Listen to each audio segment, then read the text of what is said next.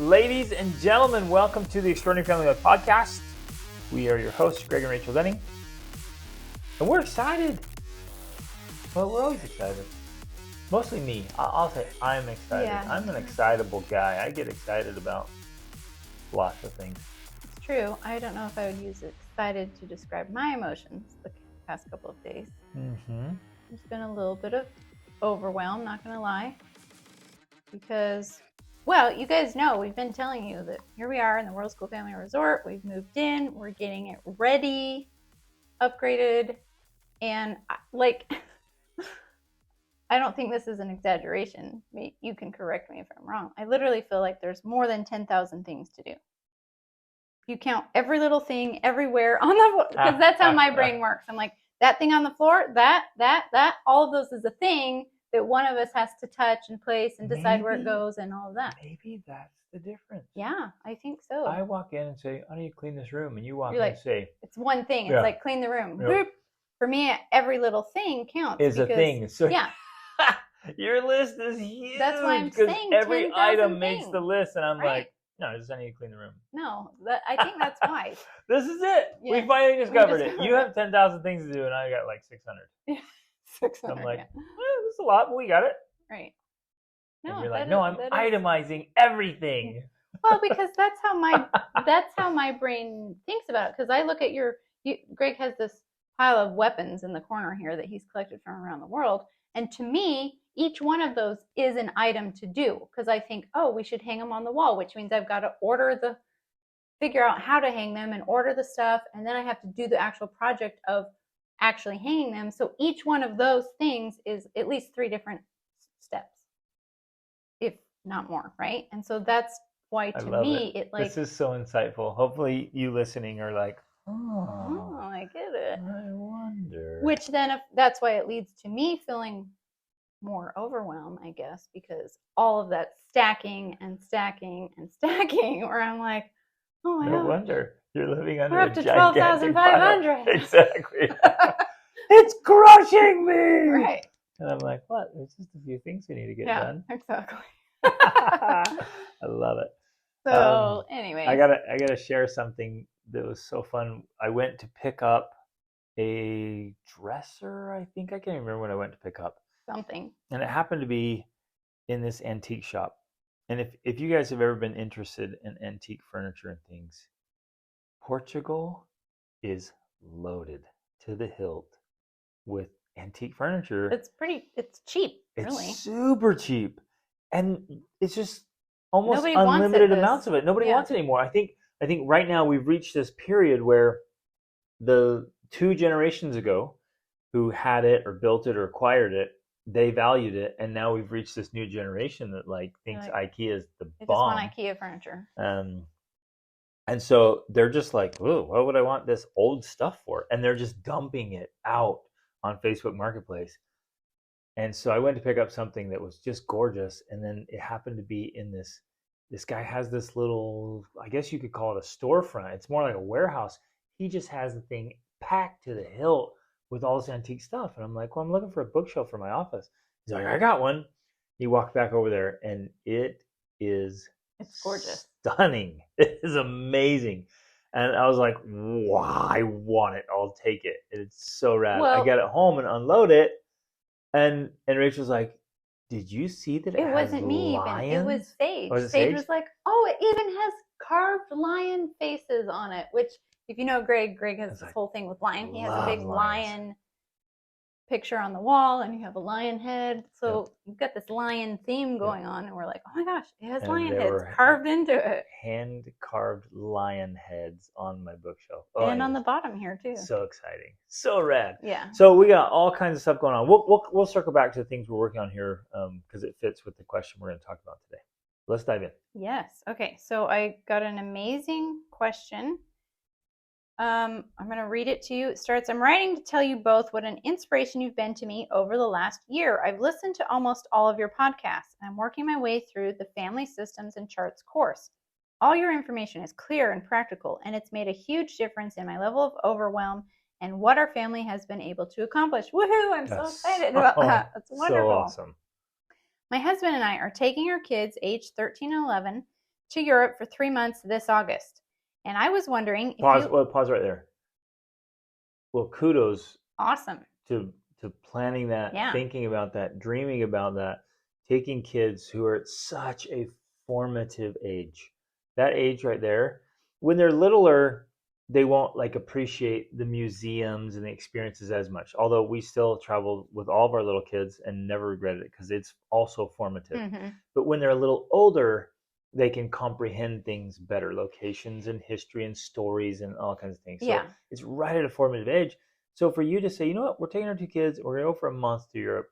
3 That's months. huge. Is it 3 months? 3 months. Oh my goodness, that's massive, massive, massive. So kudos to you for a big undertaking that most people don't try to do. Right. And part of the reason, because I want to add this in, part of the reason is that's also a difficult and challenging age. Teens, tweens and teens, it can be more difficult. It's very formative and it has a huge impact, but a lot of people I think resist it because there can be resistance to it. At those ages, they can't completely comprehend the value that this is going to bring. They just think, I have to leave my friends and my comfort. No, exactly. I don't want to do that. Especially at that age, depending on your kids and their maturity level, 11 through 14. Well, even 16, 17 for some of them. I'm saying specifically for this one attitude that kind of is prevalent in that age. Like, this requires effort? Yeah, they're like, anything that requires effort or inconvenience, I'm out. Right. You're like, this is the coolest thing ever. Like, does it require me to do some work? No, thanks. Right. I'll skip this. And we speak from experience because I think all of our kids, well, especially our boys, have all gone through that. And, we have a 13-year-old right now. Same thing. He's been all over the world and he's appreciated the experiences, but still will be like, oh, what? Effort? Nah. Let's go do this awesome thing. He's like, I'm out. Exactly. Right. So that's why people can be hesitant to do it. But we also know that it can be so formative to them that you get past that resistance. And not every experience is going to be amazing. There's still going to be experiences where they're like, I'd rather be at home. They're going to do those types of things, but it's still worth the effort because of the other things that will happen, which we'll talk about. Okay. I was wondering if you would have any tips for traveling with teens and tweens. I'm curious about, and she lists 3 different things. I'll read them right now and then we'll address each of them. How to find social opportunities and meet other families while traveling. I would love our kids to get out of the bubble of our small town and meet kids around the world. 2, any budgeting ideas for traveling Europe. 3, our kids are not homeschooled, but I would like to use this trip as an experiment in worldschooling/homeschooling that we might continue when we get home. Any tips on introducing older kids to homeschooling would be appreciated. I would love to hear you speak more about the practicalities of traveling with a family. Love it. And I think all 3 of those questions are relevant or will be relevant to most of our audience at some point. Yes. We've got to explore alternative education for our families and for our children. We can't just stick our head in the sand and be like, nope, I went to public school, kids, public school, and just not think about it. We've got to question that and look for different opportunities because everything's changed. Right. And I think relevant because we're not saying every single person will or has to take a 3-month trip to Europe, although that would be amazing and you would not regret it. But even if you stay home, you should be seeking out, which we're going to get into this definition a little, these world schooling type opportunities where you are learning from the world around you and you're expanding beyond your little corner of it. That you, even if nothing else, you get into the next town, the next county, the next state. Like you need to be reaching out and expanding your horizons. I'm going to hit on that one hard because, so you guys, I'm finalizing my book and getting it finished. And this morning I was sitting in this exact same chair writing, and what I was writing about this morning was about the need to get out of your little teeny corner of the earth to see more, and experience more. I would attribute, I don't know if a large part, but potentially a large part of our children's, especially our teen and young adults' development to them having had multiple experiences that expand their way of viewing the world. Absolutely. Like they are able to articulate things, understand things, problem solve, have critical thinking, like all of these levels of capabilities they have come from getting getting out of their corner of the world and like seeing the world from other people's points of view. Exactly. Love it. Okay, so let's start. Question number 1. Okay, so first of all, she's saying any tips for traveling with teens and tweens. Now, the first one she's saying how to find social opportunities and meet other families. Let's start there. When I first read this question, I think my initial response was, why would you want to interact with other humans? No, it wasn't that. But Rachel's it was massive introverted side comes out and be like, why would anyone want to interact with other people? No, when you could that be was alone. not what it was. That was not what it was. But it was something along the lines of, I don't know that we ever took our children traveling with the intention of making friends. Now, making friends sometimes was a side benefit, but I don't know that it's ever the primary reason or the primary outcome. Like, there's so many things that happen during traveling and so many benefits. One of them can be making friends. But if your entire goal was to make friends, I don't think traveling would be the best way to accomplish that per Agreed. se. Yeah, it's not the best vehicle. Yeah. Now, it can happen. Although some of our all-time best friends and like friends that we've had for years and years and years, yes, only came because we were out traveling. Right. But it wasn't. But the it objective. was also, I think they did come from us not just it was long-term traveling, like where we spent 3 months or more in one place type of thing. Well, or that we were out traveling because we met a lot of people while we're on the move, and these call them divine coincidences. Yeah. We crossed paths with people and connected and have stayed connected for many years because we were out traveling. And that kind of stuff definitely can happen, especially if you're open to it, but it's definitely not something you can plan. Right. You cannot plan to have those divine coincidences where you meet up with somebody that becomes your best friend. It's just something that happens because you are out in the world, because you go out, because you take that hero's journey.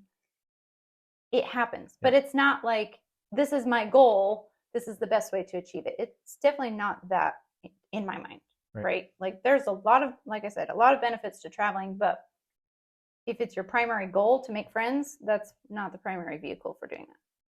That's one thought. But that being said, she says here that, we want to meet other families while traveling. I would love our kids to get out of the bubble of our small town and meet kids around the world. Boom. That's going to happen. Yes. You may not make friends, but you are definitely going to have lots of experiences that expand your reality. I would say opportunities for experiences. Because we've met families that are out traveling and they're so glued to their phones or iPads or whatever, or their video games. They're so trapped in their own small reality that they take with them. They bring with them. Because you can bring the bubble with you. Exactly. In fact, you can bring the small town mentality with you and go see all the big cities and beautiful places around the world and not be affected at all. Right. Because you're standing in Paris and all you're thinking about is your little small town reality. Or you've got your headphones on and you listening to your playlist or whatever. And which brings a thought to mind, about tips. There has to be a very careful balance between using technology while you travel and not using it. Yep. And so that's one of the things we love to be clear with our kids. Like, we're not the type of family that are like, no devices at all, while you're on a 13-hour flight. We're okay with using some devices. That's the time when we're going to say, go ahead. Yeah. Binge. Numb yourself from the pain. So unless you need to sleep, which we'll say, hey, look, you better go to bed because we land, it's morning and we're going to spend a whole day going. So you better go to sleep. But if not, we'll be like, go ahead. And that's also a time, same thing. Like, we're not the type of people who will give our kids melatonin to sleep unless we're changing time zones and crossing oceans. Then we're like, you know what? It's supposed to be, because that's another strategy is when we get on a plane, I think about what's the time zone where we're landing, and I try to get on that clock as soon as possible. So if it's nighttime, I'll let them have some dinner and watch a movie, but then I'm like, I'm giving you some melatonin and you're going to sleep so that we can wake up in the new time zone. Mm-hmm. But other than that, we like to be pretty restrictive with device use. That means when we're out and about, no, No there's no devices. devices. Yep. Now we might get home and watch a movie or something on home, hotel. Sorry, we're used to calling everywhere we stay home. In fact, this is a rambling thought, but we talked to our sons a couple days ago because they're in Florida, and they were talking a little bit about that. That they're kind of having a difficult time in what they're doing right now. They're not getting the results they want, and he was talking about, I don't know if he was trying to connect it to being homesick, but like we don't have a home. It's like we don't have a physical home, he says, but being together as a family is home. I've always counted just us being together is always home. And so it doesn't matter to us if we're in a hotel or we're in an Airbnb or whatever, that's always home. And so we're always like, let's go home because we're together as a family. And so that's home. But, so back to the devices, when we're out and about and having the experiences, that's when we're like, nope, sorry, you're not having your headphones on. You're not having a device on. We're not walking through London with you have your headphones on or whatever. Like, no way, you've got to be present here. Well, because ultimately the only way, if we're concerned about getting out of our bubble and having opportunities that can transform you or change your paradigm, like you have to be in the moment in order for those to happen. You cannot be checked out and expect to be touched by the world around you. And so we're super intentional about that. Yep. That's huge. Like, and find a way to be persuasive. Don't use it as a punishment all the time, and don't be harsh about it. Like, teach them, encourage them, even though they might initially be disinterested or like, well, I don't care about this old building. Right. It's just another old building. Like, oh, are you kidding me? Another cathedral in Europe? But another castle. Teach them to stay engaged. And there might be some resistance, there might be a little boredom, but eventually they're going to pay attention, and that's where the pattern interrupter and the transformation begins to take place. Well, we have to remember, and I think this is true of all of us, including adults, is that it's not the big experiences, the big event that changes you, that very often it's just the small little things, that something that matters to you, and that's going to be different for every person. So you might go somewhere and see something, and maybe 90% of it you're literally bored by, but if there's that 1-2% of things that are interesting, that's what will stick with you or stick with your kid. They might see the coolest sword that they've ever seen, or they might learn some little tidbit of thing. And so even if the rest of the experience they were bored by it, but they got that one little thing out of it, that's valuable right there. And so we have to start to see it from that perspective of like, I've learned to call them nuggets. You're really going for the nuggets. Yep. You're not going to be completely entertained, and not every person in the family, especially either. You're not going to be completely enthralled by everything you do and all of it, but there are going to be nuggets in there that are valuable to each person. And so we're really like this little treasure hunt of going on, finding the nugget, and you can be more intentional about it by, if you know what your kids are interested in, well, do those things. If your kid loves swords, go to a sword shop, go to a museum with swords. Like, definitely include those types of things in your travel. And that's what you lead with for each kid. Yeah. Like, what are we doing? We're gonna go to this museum. They're like, nah, come on. They're like, there is the coolest armory in this building. Right. And it has all the weapons they used from the 11th century to the 16th century. This is legit. Right. That kid's gonna be out of his mind. You don't even ever have to use the word museum. Right. You're just like, we're going to this cool armory with ancient weapons. What? When are we going there? When are we going there? And like, a totally different lead. Yeah. Where the kid's excited. And then with the other one, you're like, okay, we're going, with one of your daughters or whatever, you're like, they have this display of all the dresses they wore through the Victorian era. Right. Like, whatever. Like, whatever it is like the bling bling from 400 years ago or whatever. And like, let's go see it. Like, lead with those things. Well, and learn how to tell stories. Even simple things. And this is true for younger children specifically in this example, but the principle is the same. As for 2 years ago, when we were going to go to Norway I convinced my smallest girls with candy canes. Like that was the selling point for them. For one, we don't really do candy. We rarely do candy canes, once in a while for Christmas. But I told them, I said, we're going to go to Christmas markets and all of this. And I'm like, they're going to have candy canes. Candy canes? Can we get a candy cane? Sure, we can get a candy cane at the Christmas markets in Scandinavia, right? And that to them was the selling point. Yeah. That's what mattered to them. That's what they were excited about. And so you find whatever it is your kid or teen or tween is excited about. That's what you lead with. With the teens and tweens, we led with dog sledding. Yes, and reindeers, and that. So again, find the experiences or create the experiences that will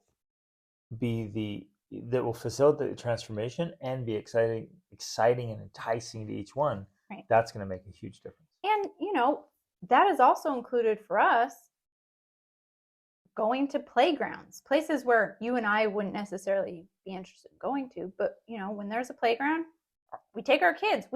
For us, travel is not just about doing the things that are quote unquote educational or like the whole purpose of the trip. We're like, if we're in Europe and there's a playground and our kids want to go, we go. Mm-hmm. And we let them play and enjoy it so that they then have this positive association. And that can even be true for tweens because they still like to play and climb. Well, yeah, you could. Yeah, let them climb on cool things. Let them do the things they want to do. We were just in Sevilla like a couple weeks ago.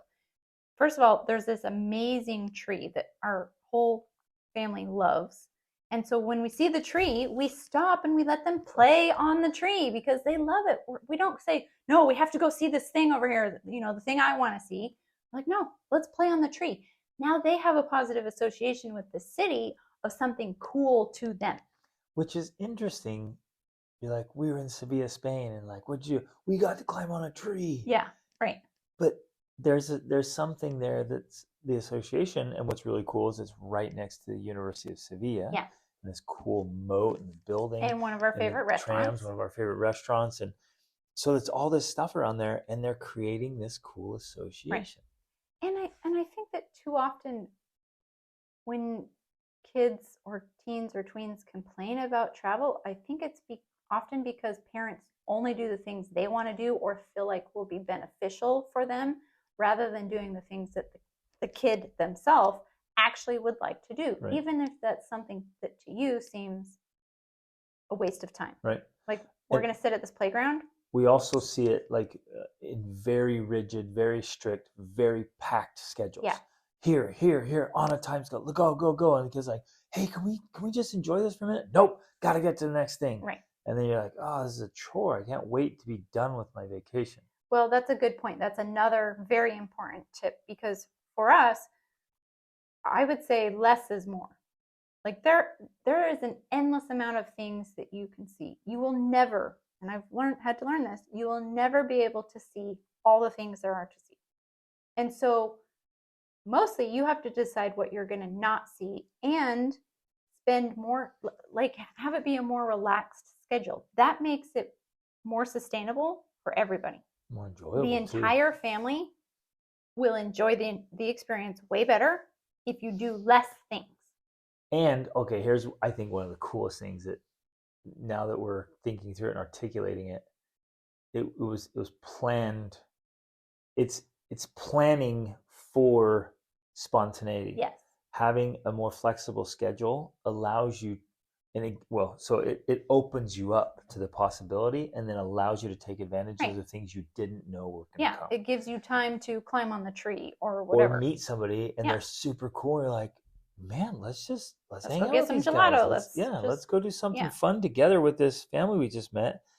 Or the locals just said we should try this, and you go over and you're like, this is one of the coolest places ever. Let's stay here and come back again tomorrow because we have some flexibility. Exactly.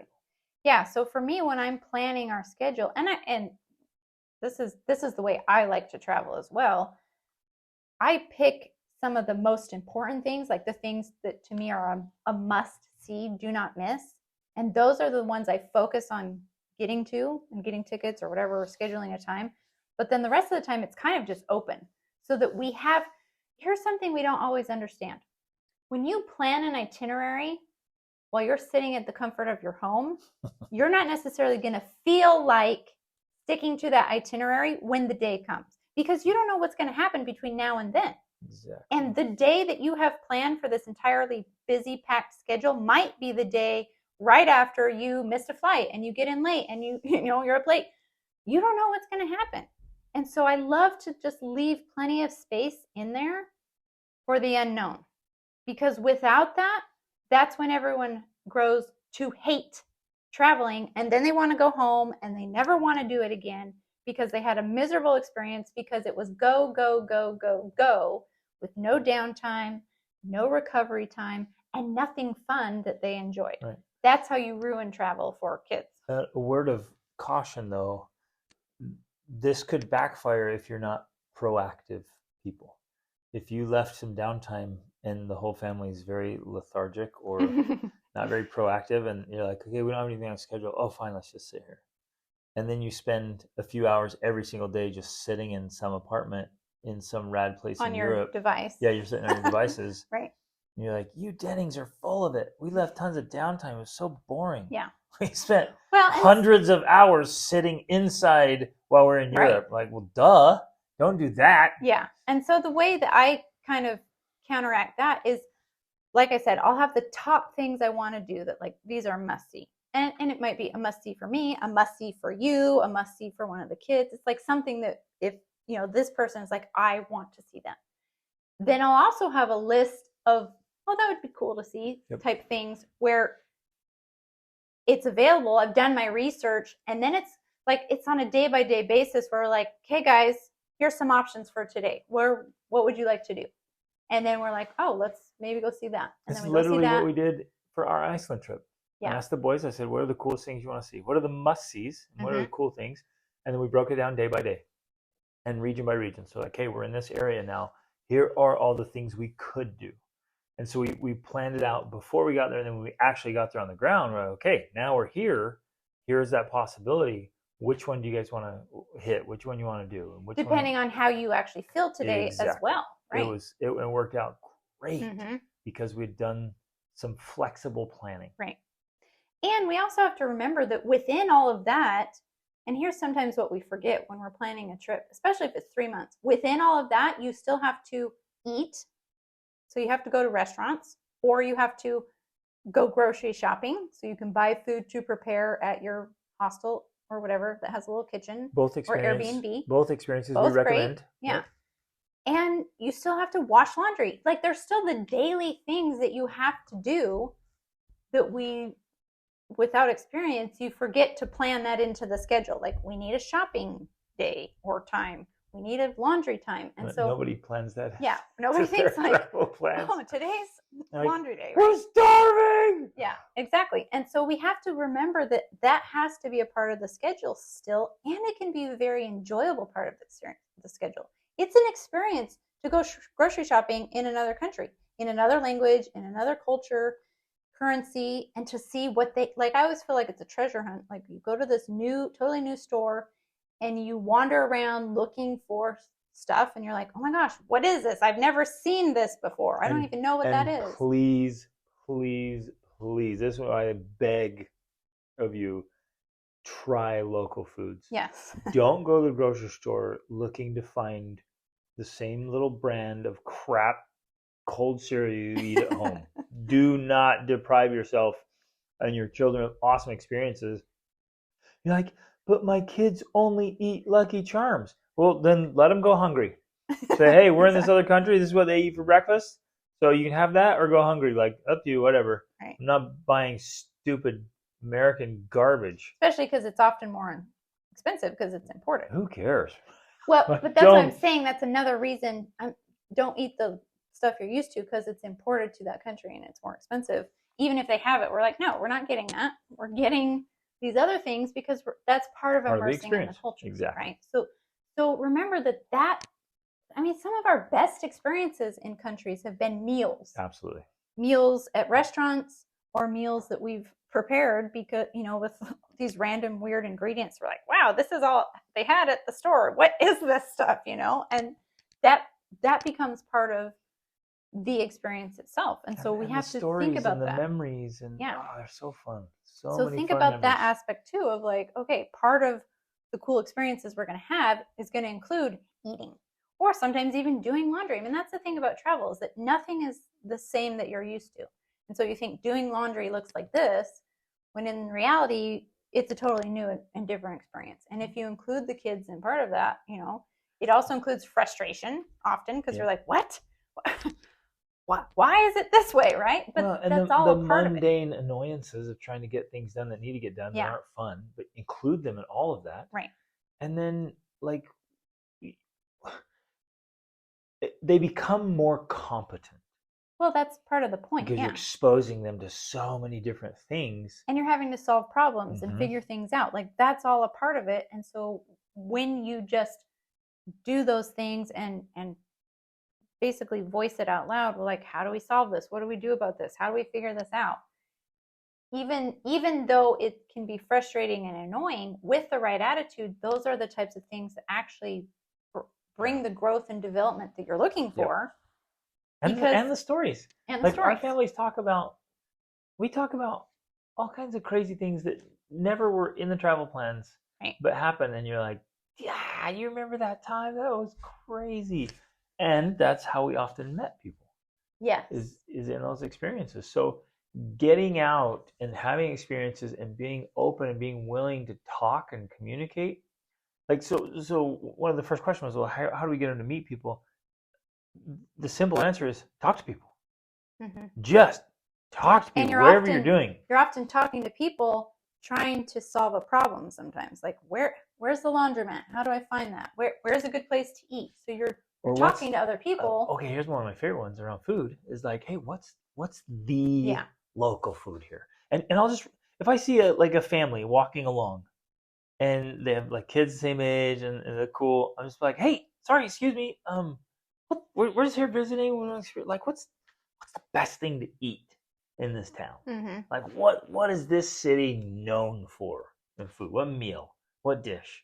And people light up, man. They get all excited. They want to share, and they'll like walk you through town and take you to this restaurant, or they'll. I've been many times guided personally through a grocery store. Oh, Uh-huh. get this, and then this, and then this, and prepare Right. it like this, and it's like, oh, it's so fun. Yeah. So if you're just friendly and you ask, you talk to people, like cool things happen. And then there's been many times where like, well, we'll make it. Come over to the house, Mm-hmm. and they have us over, and then they Right. make up this traditional meal, and the kids play, and we have the great conversations, get to know people, and we become friends. Yeah. I mean, that happens so many times. Exactly.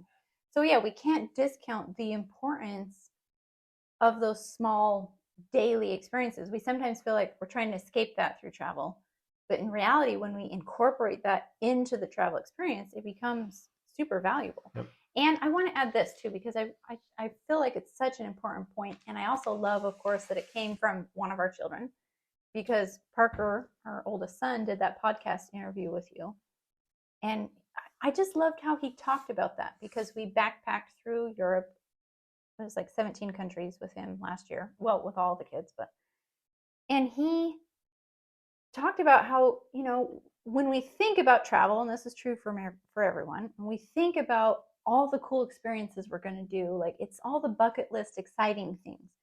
But the real transformation from travel comes from all the behind the scene things that you really don't want to do, that really aren't fun. That's where the transformation happens. And we have to remember that, especially when it comes to our kids. Our kids are tougher and have more grit and have more character because they've had to sit in airports at 1 a.m., because they've had to walk very long distances when they're exhausted in the rain, because they've had to go without sleep, because they've had to go hungry. It's all of those forced experiences that come from travel that have caused the character development. And so I think that we could easily discount that and think, oh, well, I just want to get through this, or we're just going to be grumpy right now, or we're going to be upset, rather than realizing that it's those opportunities that are the ones that can teach yourself and your kids the most, when you learn how to deal with them with grace and A good attitude. A good Well, attitude. that's what I was going to say is like those are the best teaching moments. They're Absolutely. really the best opportunities. And the way you handle them will teach your kids how to handle things. Exactly. So if you get all grumpy and angry and frustrated and you're just cursing the way things are, Right. then guess what your kids are going to do? They're just going to do that same thing. But if you think, hey, we got a long haul here that was unexpected, there's a strike, all And the transportation flights strike, were canceled. or they just did a random roadblock. Okay, or the I trains mean, are not running today. What in the world are we going to do?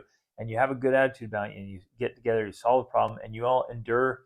What we embrace the suck is the saying, yeah. right? You all embrace the suck together. Man, it's such a great teaching moment. And when you lead out with a good attitude, which you are amazing at doing, especially, I just love to see how the kids rise up and like literally rise up to meet that occasion because they're like, okay, we're gonna do this, we're gonna make it through. They One are of the things so that good at it now. came to mind was last year when we were training and busing, and we arrived in, I think it was Riga, Latvia, and we had to walk in the rain at night to our Airbnb Through a sketchy and eventually led into this very sketchy neighborhood. It looked like a haunted house to me. Like, I'm not kidding you. It was all dark and it was like a haunted house. And we go in. Even before that, when we got out of the train Yeah, stations, like there was drug deals going down right in front of us, and I see all that stuff, right? Because I grew up in some street savviness, and so I'm noticing all this stuff, and I'm constantly paying attention. I've trained my older kids, and so they're like, we're giving each other glances. So the little kids have no idea what's going on. The older kids are like, yeah, watch this guy, watch that person. Oh, there's a deal that's going on right there. So we're cognizant of all this stuff. It was just right. We just haven't ended up taking this. And we're this all route. exhausted and hungry, of course. And so we walk. It was a long way, maybe 30 minutes in the rain to this haunted house, and it's cold, mind you. It's winter. Cold. It's wintertime. Cold, wet rain, and then we get to this. As opposed to the dry rain. And so then we get to this place I had booked, and it was insufficient. It had one bed, and there was 9 of us. Yeah, and it stunk. And it stunk really bad. And supposedly we were supposed to have another room as well. And when we opened up that room, it was being lived in. I mean, it was a disaster. It looked like a cat woman lived there or something. Like, it was bad. And so here we all are, hungry, cold, and tired. How that person ever got a listing, I don't know, online that made it look nice, I have no idea. And you must have found the pictures online too. I know. You just have to solve problems. Like, and as well as, like, I have become really good at planning, but inevitably there are things like that happen. Like, you can plan as well as you can, but there's still, even for me, there's that 10% of things that are like, whoops, there we go. Everything I could, and I did everything I could, and this was not, so this happened. So you know that that's going to happen, and then what you have to do is you just have to solve the problem. You're like, okay, what do we do now? How do we solve the problem? And mostly that included everybody sitting around waiting while you and I are on the phone looking for another place to stay. And then we have to walk. I think we walked to the subway, and then we took the subway. But then this was what's amazing, and I found this again and again. We took the subway to the new place, walked over, checked in, and right around the corner was this quaint, adorable little Christmas market that had all the food we could eat, even though they were just closing down. Well, he had this gigantic cauldron over an open fire. Yeah. With all the most amazing food, and it was just like the perfect setting. And he's like, "Here, I'll just give it all to you guys." And we got it for cheap and loaded up, ate this amazing stuff, walked around the market. It was perfect. It ended up being wonderful. An absolutely perfect evening, and we couldn't plan that. Yeah, we couldn't have. No way to plan that. Right. And it was absolutely awesome. And so I guess the whole point of this is expect those things to happen and know that with the right attitude, those experiences will be as valuable as anything else you do, if not more valuable than going to the museum or going to the sites. It's those little things that actually make the big difference. No, they're so awesome. Okay, we talked a lot about that. I had a couple more thoughts about meeting people, though. Yes. We we just get engaged with life. So we get there and we're like, well, let's take some lessons. So you get scuba certified, or you go to a rock climbing gym, or you go out rock climbing, or you do you sign up for a walking tour, a food tour, a cycling tour. You take a trip. You're going to meet so many people that way. Yeah. We met people going to the gym. Going to the gym is like awesome, right? Because if you're people like you, like go to the gym, go to the gym. You're going to get tied into a new community. And you're going to meet all kinds of cool people. Go to church. Go to like whatever it is you like to do. Go out dancing. Well, and go like find the things you guys enjoy or you want to try, and go get engaged in those things, and then talk to people when you're there. You will meet so many people just by getting engaged in activities that are there. yeah, and again, this isn't the type of thing where you're going to create this little community, because it's very often you're all on the move, and so it's touch points. You're going to make these quick connections with people, but they can be very impactful connections, because there's so many random people that we've met where they just stand out for some way, and they impact or influence you in some way because of their viewpoint or the thing they did or their kindness or whatever. Those are the types of social opportunities you're looking for, more than, like, we're going to find these friends and we're going to stay there and whatever. Like, it's not that as much, unless, of course, you intentionally plan to go to those types of community places. Like, there are hubs around the world where, say, they're called worldschooling hubs or community hubs. There are hubs where people gather. Now, I mean, that's even the point of what we're doing now with our Worldschool family resort that we just acquired. That is one of the points. Like, we want to make this a hub for traveling families. So, because that is one of the things people talk about a lot when they're traveling, is they want more community. Yeah, they want to connect with like-minded people. Exactly. It's so interesting to me, because this has been our experience, and all the people we talked with for almost a couple of decades now. It's like, I want to meet like-minded people, because we feel so alone and isolated sometimes. Yeah, it feels so lonely to live unconventionally. Right. Like, I want to step out of the norm and live differently. Like, where are my people? And it's hard to find. So that's one of the main reasons here.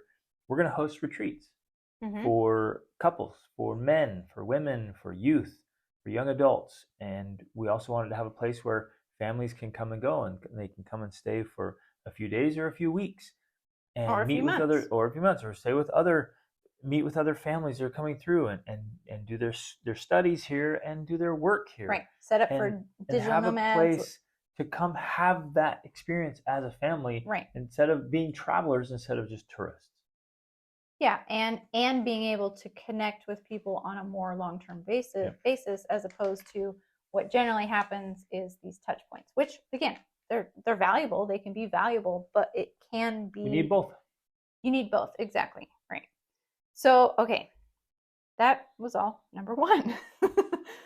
Let's go to number 2. Okay, any budgeting ideas for traveling Europe? I would say that go to the best restaurants in France. Budget. That's not a budgeting idea, but that is budget some money for some good food in France, man. Yeah, woo! Okay, all joking aside, please try to budget, if you can, try to budget at least one Michelin star restaurant. Like, go experience. And you don't have to take your kids necessarily if they won't necessarily appreciate it. But go experience what it's like to eat at a Michelin restaurant and be like, okay, this is wow. Wowzers.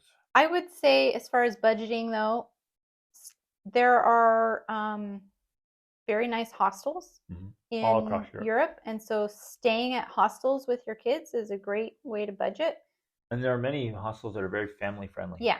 I mean, we stayed at some really great hostels. Now, of course, there are some trashy hostels, but we've stayed at really great hostels. Hit or miss sometimes. Yeah, I mean, I tried to do my research. Like, ee! But then other ones were phenomenal. The one we stayed at in Bavaria was amazing. The one we stayed at we stayed at one in Venice that was really great, and in Copenhagen. Like, there's been a lot of really great hostels. But then there are in I don't know if these are just a German thing. They call them Jungen Human. farms Yeah, or those are, Jungen. especially if you're coming this Jungen summer. means like youth. Wow, those are so great. Yeah, so staying at those can be great. Yep. Um, you're gonna have to Google it because I don't remember specifically what it's Jungen would called. be like Jungen, I think something like that. Yeah, And so yeah, I can't remember. It's a German word, Jungen but something. look up like a Jungen hostel or whatever. Just search that. They are awesome. Some of Yeah. our best memories are Hmm. staying with our friends in places like that. Right, and sometimes they're like big, giant buildings, barns type thing, and sometimes some of we stayed in they're like campground, well, cabins with big grassy areas and Yep. things like Oh, that. they're great. So we've Um, stayed some right downtown and then some out in the country, and they've been awesome. yeah, There are long-term car rental deals that you can get. In fact, the Renault is the German, or not German, French car maker. They actually do like a 3 month lease, so you can rent a car the whole time when you're in Europe, and that gives you a lot of transportation, and it's very affordable. yeah, and that can be a little challenging to figure out, but it is possible. But the other option too is taking trains and buses. I mean, it's So not buses always buses as, were affordable. Some of the trains were yeah, expensive, some of the trains were expensive, especially but you you can can get fly. passes. You can fly. Oh yeah, that's true. We did passes that were better, but you can fly on Ryanair and EasyJet. Yeah, so that's the other It was thing. so cheap. You can fly all the way across Europe for 30 euros. Well, It's so okay, cheap. back to the budgeting idea. One of the best ways and here's one of the ways that I do this. Because it, like, again, if you're sitting at home at your house planning your entire itinerary, it's going to be different than when you're on the ground and you have some flexibility. Because if you look at Ryanair or EasyJet and you have flexibility with where you can go, that can save you a lot of money. If you're determined, like, I'm going from this city to that city, well, you're going to have to pay whatever they're charging. But if you're somewhere and you're like, okay, I'm in this city, where can I go? And you're like, wow, $30 to this country or this city, that's the one you pick. That's a way of saving money, right? So that's another approach, is that sometimes our itinerary is completely determined by The the flight. flight Yeah, options we find. exactly. And what's interesting about that is you can fly from one city all the way across Europe for super cheap, and then fly back to a neighboring country to the first country, neighboring to the first country for super cheap. And whereas going in between them could be way more expensive. So Yeah. you can just bounce all over and be flexible like that. Right. And trains are good. Subways are good. Public transportation in the cities is fantastic. Yes. All across Europe. Groceries. Yeah. I wanted to share that. Grocery stores are very affordable. The food quality here is amazing, and the groceries are very affordable. So if you plan on hitting a restaurant often, it's going to be far, far, far more expensive than hitting grocery stores. And the food's amazing. Yeah, so that's another benefit of staying at a hostel or staying at an Airbnb. Now, if I book Airbnbs, I usually find that outside of the city, they're more affordable. But then that often requires us to rent a car to get there. So it's kind of a trade-off. Or we'll often, you're actually really good at this, of like finding a subway line or a train line or a bus line so it takes us right outside of town, and it's literally a 10-minute bus or subway, and saves us hundreds of dollars on accommodations. So the accommodations are great. They're just outside of town, and we walk right out. It's like a 5-minute walk to the subway or the bus stop, and we're right back downtown. Yeah, which is really nice. We did that recently in Dubai. It was perfect. Walked over, got on the subway, went downtown, and came back out. It worked out great. True. But staying at a hostel or an Airbnb that has a kitchen then allows you to save money on food, because you don't have to go to restaurants. You get, like, we rarely, if ever, eat breakfast out because we always just buy things to eat at home. It's usually meats and cheeses or yogurts and milk. Which is what we do often for even lunches and snacks too. Yeah, we eat a lot. There's salamis here and cheeses and fruit. There's a lot you can just throw in a backpack and eat joyfully here and inexpensively. Okay. Anything else that you can think of at the moment for budgeting? No, I'm remembering with fondness when we first came to Europe for our first 3 months. We bought bikes. We got here, we got on like a Facebook marketplace. We bought bicycles. Yeah. And we biked as a family in a little bike trailer for groceries. We biked everywhere. There was bike trails everywhere. And Europe's really Mm-hmm. like that. We biked for 3 months, Yeah, and that was that one was of my cool. all-time favorite times of our life. Mm-hmm. It was so awesome. Well, and okay, this is another approach too, because when you're thinking about budgeting, you're always going to save money the less you move around. Every time you move to a new city, a new place to stay, whatever, that's going to cost you money. So one approach is, in that case specifically, we stayed in one place, one townhouse in Germany for 3 months. Now we went out and we rented a car on the weekends and we drove around and did stuff like that. The rest of the time we biked.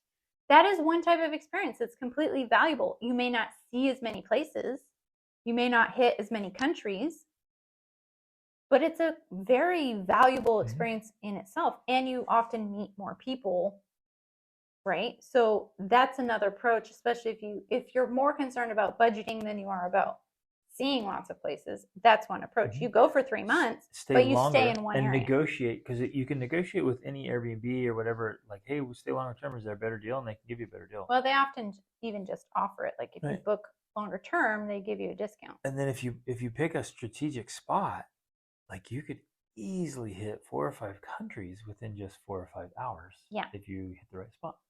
But then you're, on the weekends you're doing that and whatnot. And during the week you're having the local experience. You're going to the local places and like immersing in the culture. And we had great time just walking to the local park and feeding the ducks at the pond and eating bratwurst at the lake and little things like that, And which Turkish aren't huge, but in some ways they're awesome. even more memorable. And we walked everywhere, and we were there. Well, there's wild blackberries. There were blackberries. Yeah, the blackberries everywhere. were in season. So every day we went out and just ate blackberries. And we walked on the paths in the forests, and it's awesome. a lot more of a slow. It's a slow travel experience, but it saves a lot more money that way, and it's more sustainable for sure, because I feel the faster paced you are, the more places you go, the more easily people get burnt out. Ooh, on the budget thought, a lot of the public transportation is free for children.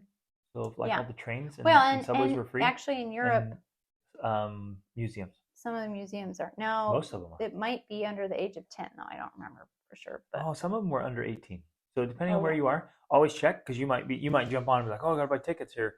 Make sure you double check, because there are lots and lots of museums and castles and public places that anything under 18 or anything under 16, it depends on what it is. Anything under 15, it's free. Right. In fact, there's a ton of museums that are just free for everybody. Yep, that's true. Okay, last question. She says, our kids are not homeschooled, but I want to use this trip as an experiment in world schooling. Any tips on introducing older kids to homeschooling would be appreciated. Well, in a lot of ways, that's the purpose of traveling.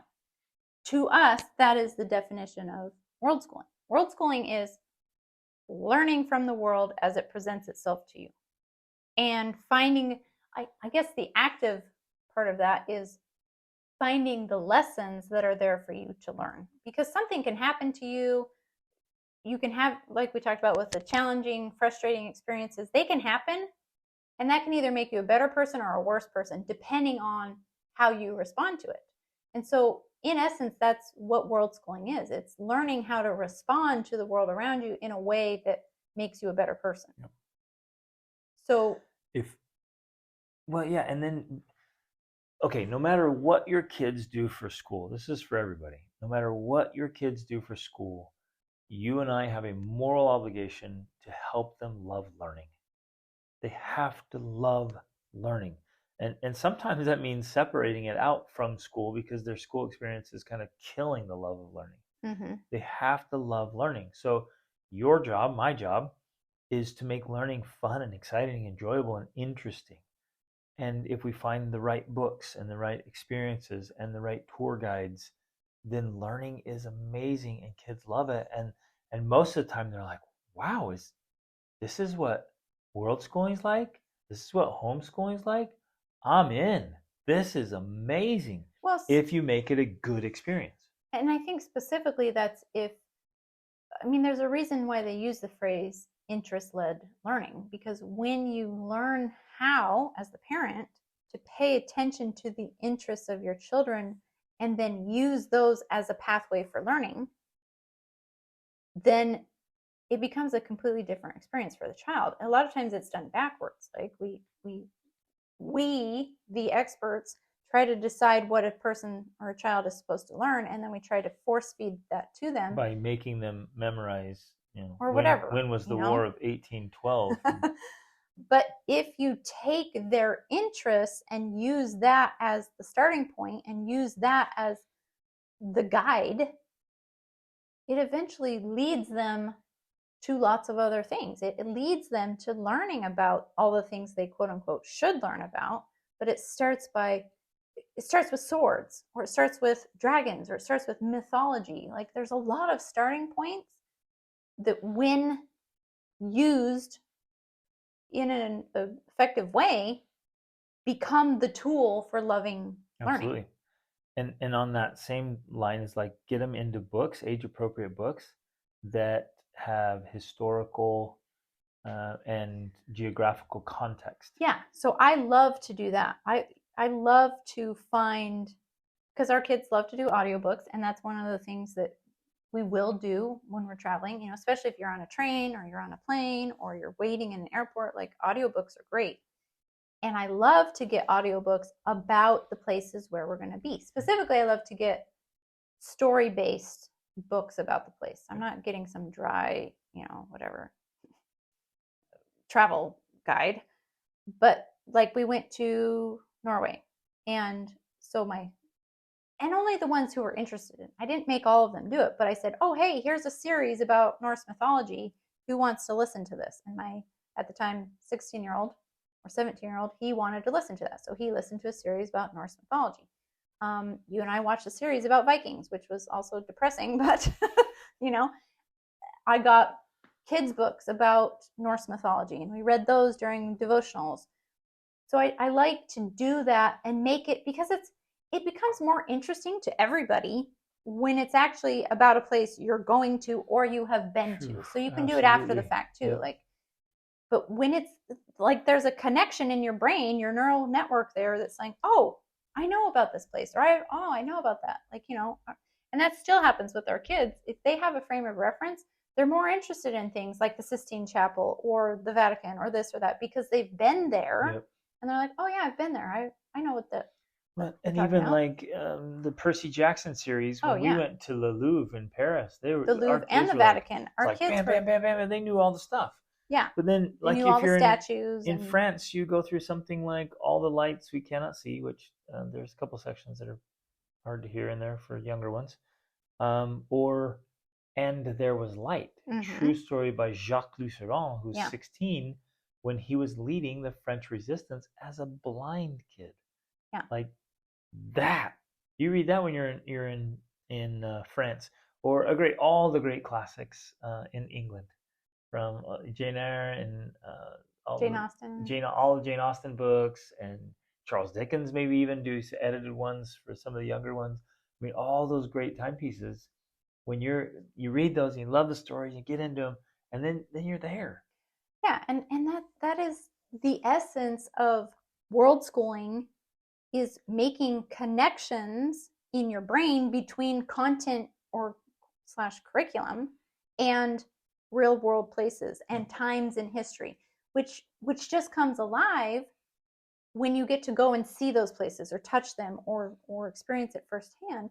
It just makes it that much more impactful to you as a person, and this includes your youth, even if they don't always demonstrate that. When they have this concrete connection to a place or a thing, then they're far more interested. It's just a part of how the brain works. It's called the reticular activating system, the RAS. Like, once you become aware of something, then your brain starts to pay attention and be like, oh yeah, I know about that. Yeah. Oh, I've heard of that. Oh, I've been there. And then you just become more aware. And that, to me, is the power of world schooling, is because it concretizes learning about people and places with a real place in the world. Yep, love it. And so then, obviously, we've led World War II trips through Poland and Germany, and so I would read all the great books, like The Choice by Edith Eger. I absolutely read that one. And if you're in Or the Germany or hiding place. Poland, the hiding place. If you're going to be up in the Netherlands, and then go to the hiding place, it'll blow your mind. And then read the Diary of Anne Frank and go there, and then go see Auschwitz. Go see some concentration camps. Now with 11 and 13, you're going to want to filter it a little bit and temper it so they don't like get crushed by the darkness of humanity. But still take them and still talk through it, but just don't let the full weight of the torturing that was happening in Auschwitz like just demolish their hope for humanity. But still just walk through it, and maybe instead of maybe going in there and having them read the plaque of what actually happened, just say, yeah, they would torture people down there because they have no respect for life, and then just move on, and but hit those things, and then go see the Disney castle down Neuschwanstein. Well, and remember we went to that salt mine that's outside of it's so cool outside it's near of Auschwitz. Krakow. Krakow, yep. Okay, that place is unreal. That on its own was so impactful for our children, because it's one thing to talk about something and to give all the numbers about this mine is this big and this deep and this long and they've been and to tell about it. It's a whole nother experience when you take the stairs. I don't even remember how many stairs we went down. Hundreds. It was like 20 minutes of walking downstairs. Going down spiral stairs. I was starting to get dizzy because we were going around and around. We walked down, and then we were down there for 2 or 3 hours, and they said that was only like 1% of the entire mine. The miners carved these, they literally carved a cathedral in this mine with salt crystal chandeliers and like entire mosaics of Christ and the disciples and his entire life scene. I mean, it was huge. It was mind-blowing. When you have experiences like that, it can never compare to reading about it. That's ultimately what we're talking about. Yep. And when you put that out there for kids, like, hey, you want to learn like this, or do you want to learn from the book? Mm-hmm. You want a textbook and a workbook to go with it? Yeah. Or do to you learn want about to the numbers and the data? Stand there in person and see it. Mm-hmm. And even all of our kids were just blown away by the massiveness of this mine and the sculptures in it, and it's awe-inspiring to you to see these were just regular people, regular miners, and because of their devotion and interest, spent time carving things in to the salt. And it's unreal. Like it just blows your mind. It's so cool. So I don't know. To me, that's the contrast. And ultimately, to me, that's what worldschooling is about. It's about having the real life experience with real places and real people and real history that brings it to life. And I just don't think it can compare. It needs to be used with quote unquote regular learning, because that adds depth to the experience you have.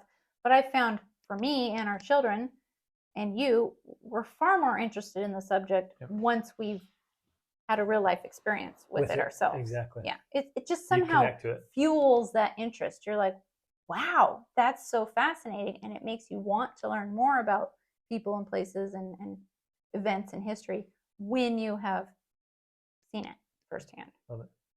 Okay, hopefully that's helpful, you guys. There's, you obviously know that we would invite you and hope you would go out and have long trips around the world with your kids and expose them to all kinds of things and figure out how to do it. There's ways for every budget, countries for every budget, mm-hmm. experiences for every family, and you expand and you grow. And the last thing we want to do is just stay in one tiny little corner of the earth and stay in our tiny little container and remain small and underdeveloped. Mm-hmm. It's an absolute travesty and so sad and that it's avoidable. We remain small when we could expand and grow and right. see and experience so much. Why would we do that to ourselves or our kids? So let's get out and see this world. You're invited to come to our Worldschool Family Resort. Yes, of course. come here, you guys. In the south please of Portugal. Come here. it's a great base to go over to Spain and to see. Portugal is incredible, and Mm-hmm. even to jump across to Morocco.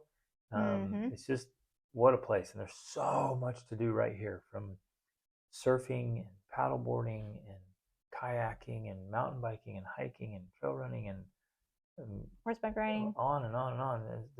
It's amazing here, and we are setting it up.